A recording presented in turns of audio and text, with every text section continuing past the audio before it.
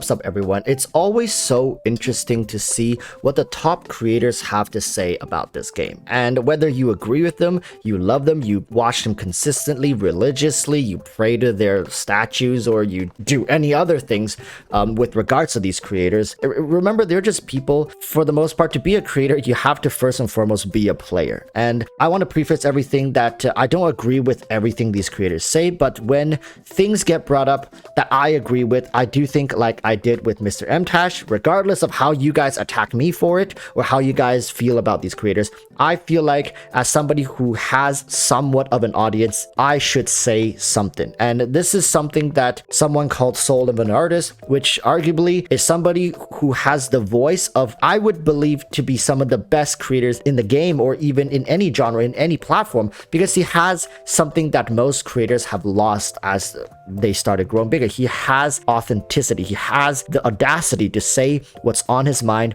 without fearing the repercussion, because for somebody who's a smaller creator, there's really nothing to lose. And I think a lot of the creators started off that way. But if you guys don't know, go check out Soul of an Artist. He's really inspired me to kind of take a leap, stop sitting back with the influence that I have, albeit not that big, but stop holding back. If there's something that needs to be said, there's something that I want to say, I'm going to say it. And I'm going to say it right now. For the most part, the vast majority of Genshin content is extremely mundane and routine. I think the word choice there, I don't want it to say boring because that's very subjective, right? But mundane and routine is a good way, I would say, to explain your daily interactions within the game, what you have to look forward to for the most part. Even for new characters, the process of which you obtain them, level them up, and then apply them to the overworld is routine.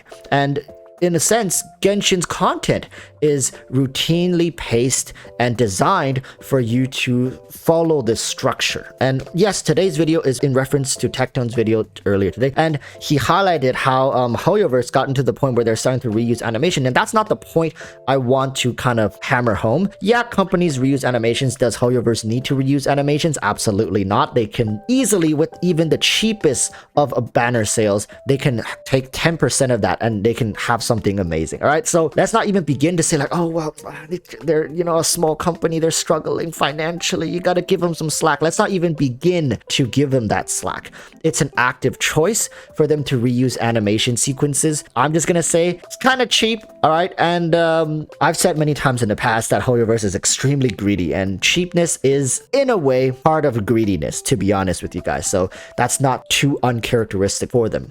But the thing I want to hammer home is that if you have things in the game that you're discontent with, it's always nice to vocalize it. And you can do so in the comments down below. You can go back to Tectone's video and talk about it. And today, I just want to talk about the biggest gripe I have with Genshin Impact is its dishonesty, even with itself. I think Genshin wants to promote itself as this open world, massive exploration RPG game, but it really just isn't. It's a gacha game. People who play this game know it through and through. It's a traditional gacha game layered, right? That's been reskinned to be this Breath of the Wild like RPG exploration game. And in all of its designs, it's trying to get you to go do all this stuff, to go out and explore. But in the actuality, take away the primo gems, take away the fancy 5-star characters, would you still explore this game? Would you still go out and just find things?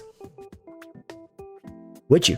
Would you now? Really? Ask yourself this question. If you were not enticed by the Primo Gems reward, would you go to every corner or go Google an interactive map to find every single chest and go to the location one by one and get them, right? The Animalculus, the Geoculus, would you do that, right? Now, once you have the answer to that question, you can come back and really understand what kind of game this is to you.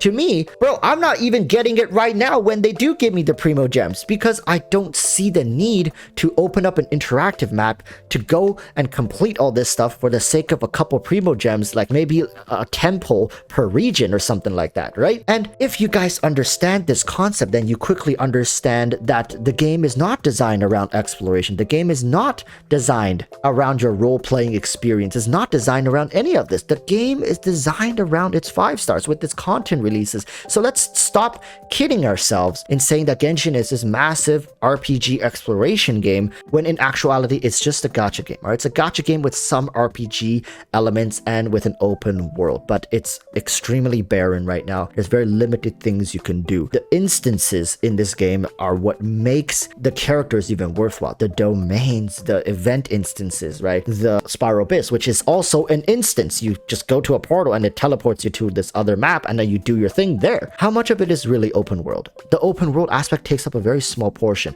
And when I say Genshin is dishonest even with itself, is when it promotes its game, it always takes camera shots of this beautiful landscape of like characters running in the wild, of like them fighting in the overworld, with these crazy fancy reactions. But when you get into the game, that takes about a fifth of the game, right? For the most part, the events, it's just casually taking photos of flowers, making coffee, mixing stuff, planting flowers, taking care of your teapot. And I'm not saying this stuff is not good. This stuff, a lot of people are dying for more content that is casual, but they almost never put this in their ads. Think about it. They spent so much money on ads. Why? They want to grab people's attention, right? They need people to stay, watch, maybe commit. And that's why they show them the most exciting thing. They show them the best the game has to offer. These different characters that you can get and you can explore. You can level up, right? The whole leveling system. Like, whoa, I'm level 20 in a week already. And then the two other guys like, what? How did you do that? This is the kind of stuff they always lean into. But when you get into the game, it takes up such a small portion. They never show you the mundane, the routine, the boring stuff, because they're banking on the fact that they get you in with the people who want to pull for characters who enjoy this RPG, because there's a massive group of people that enjoys this stuff, that are head over heels for this genre, and there's not enough games out there that promotes this kind of style between anime and open world, right? We're still waiting, and it's evolving. I just can't get over the fact that Genshin is just trying to be something that it's really not. I have long accepted the fact that this is just a gacha game where you go and collect characters. My end goal of this game is just to collect characters right now, right? To try out different team compositions. It's fun for me this way, and that's all it needs to be for me.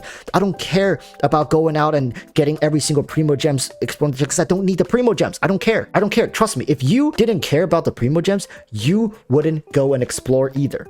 I'm gonna be honest with you guys, for the most part, right? So I don't need to do that. I'm gonna sit here, collect my characters, play this game how I wanted to play, and just stop living in the delusion that this is some crazy fantasy experience, because the story, to be quite honest with you, it's okay, right? The strength of this game is its combat system, its quality character animation and design, and its music scenery. Best in the industry. And I'm willing to say rivals even some AAA games when it comes to the quality in the details. Like, the music is just SSS tier. Everything else that I didn't mention here, at least for me, falls quite in comparison.